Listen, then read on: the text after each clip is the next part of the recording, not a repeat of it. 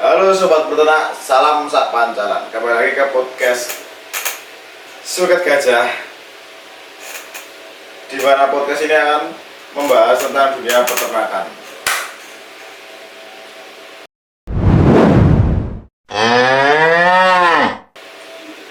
Kita hari ini, topik kali ini akan mengobrol tentang bagaimana pemberian pakan dalam dunia peternakan, khususnya lembu. Itu gimana cara kita pemberian pakannya, oke teman-teman? Oke dulur,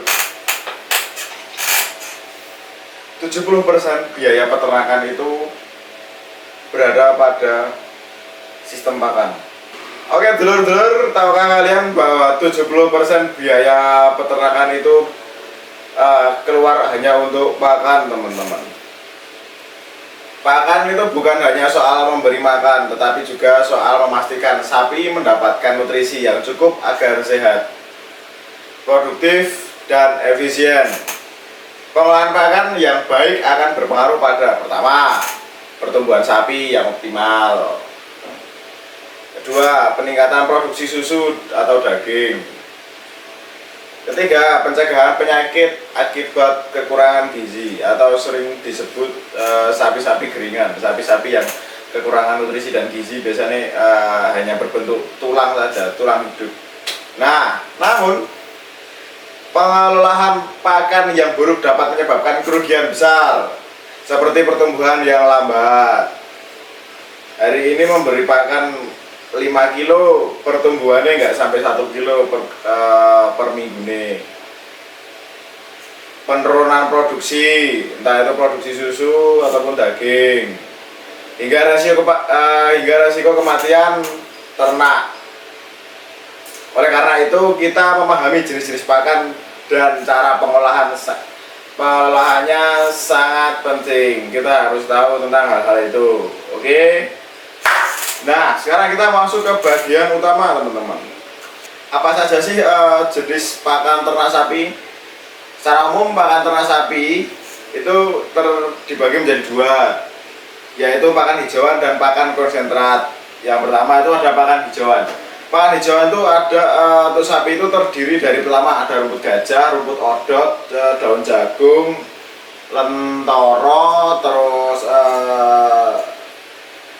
istilahnya kalau orang Jawa itu nyebutnya ramban, apa ya ramban? Ya daun apa ya? Daun kacang, pohon kacang, daun pohon kacang, dan juga damen atau jerami padi yang sudah dikeringkan.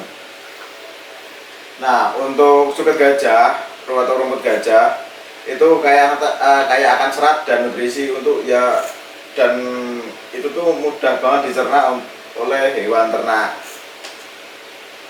Yang daun jagung itu salah satu alternatif lah, mudah untuk pengganti suket gajah. Lamtoro tuh apa ya? Aku tak tampilkan lah, coba ini lamtoro. Ini mengandung protein yang tinggi. Nah, jerami padi itu sumber serat. Terus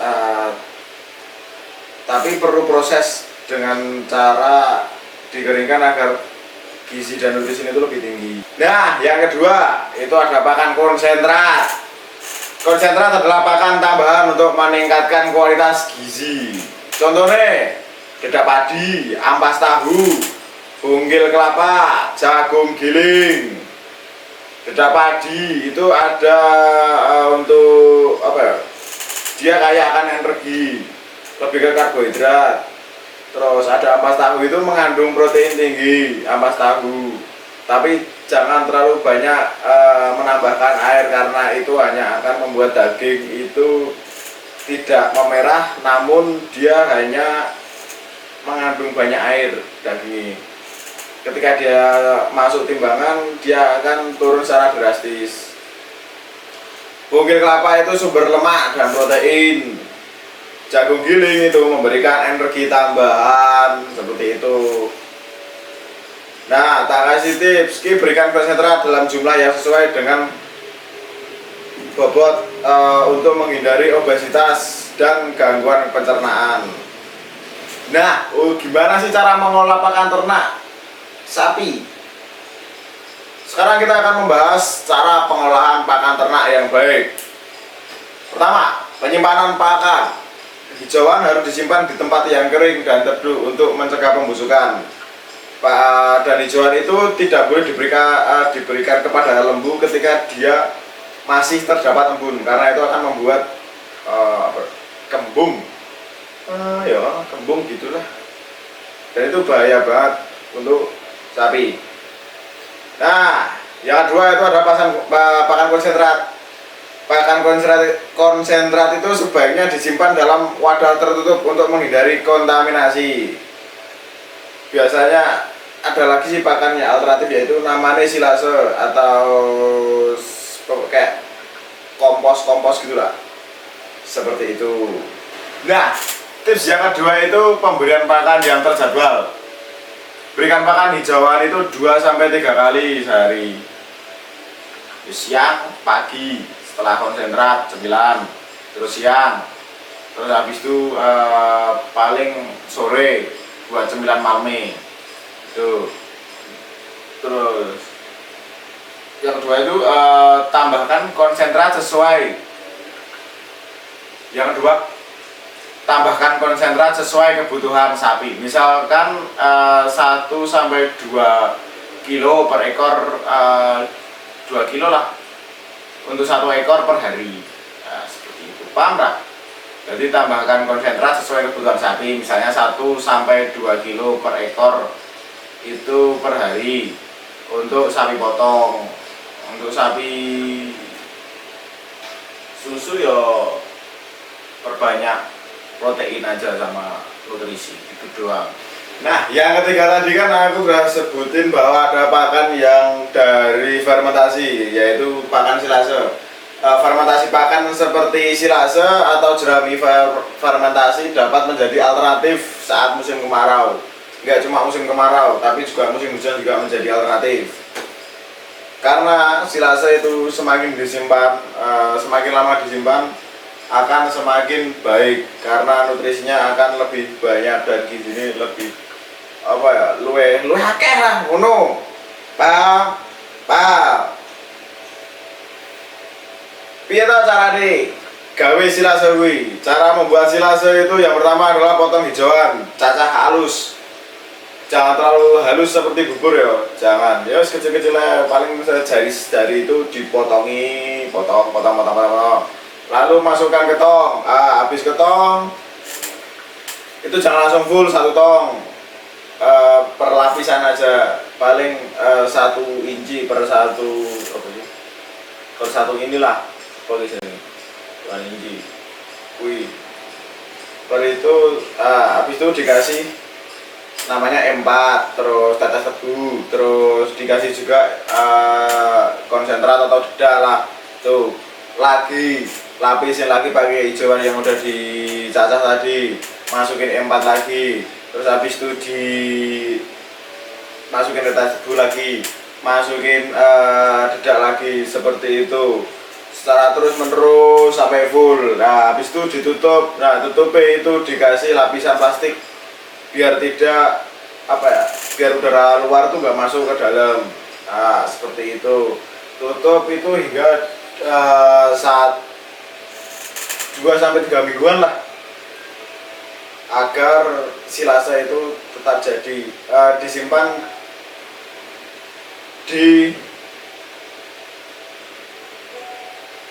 Disimpan di suhu ruangan lah, jangan terlalu panas, jangan terlalu dingin, dan jangan lembab, seperti itu. Oke, tips yang keempat itu memberikan air minum yang cukup. Pastikan sapi selalu memiliki akses ke air yang bersih. Sapi dewasa itu bisa membutuhkan 30-50 liter air per hari.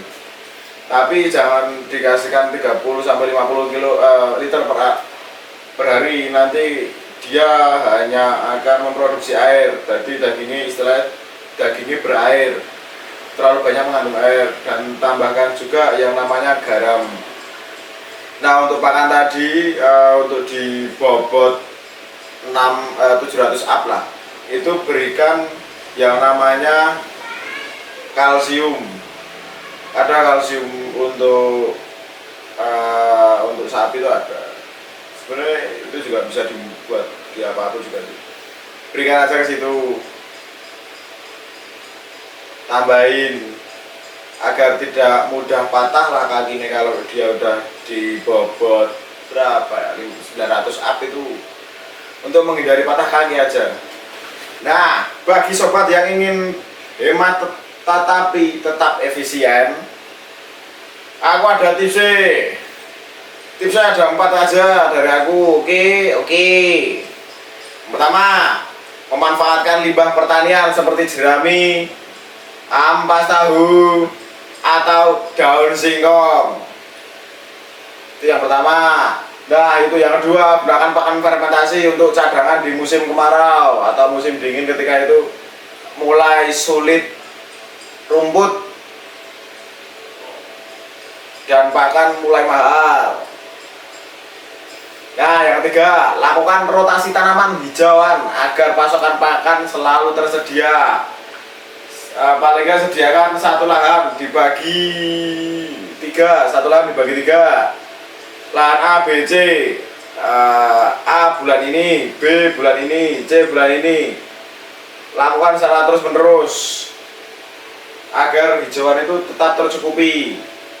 Oke. Nah, itu dia bola-bolaku. Kita sudah sampai di penghujung acara pada siang hari ini menuju sore. Oke. Itulah pembahasan kita tentang pengolahan pakan ternak sapi. Ingat, pakan yang baik adalah investasi jangka panjang untuk kesehatan dan produktivitas ternak Anda.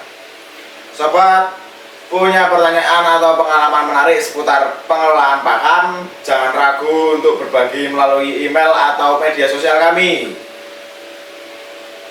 di sini. Oke. Terima kasih sudah mendengarkan episode kali ini. Jangan lupa untuk follow podcast ini agar tidak ketinggalan tips-tips berternak lainnya. Sampai jumpa di episode berikutnya dan tetap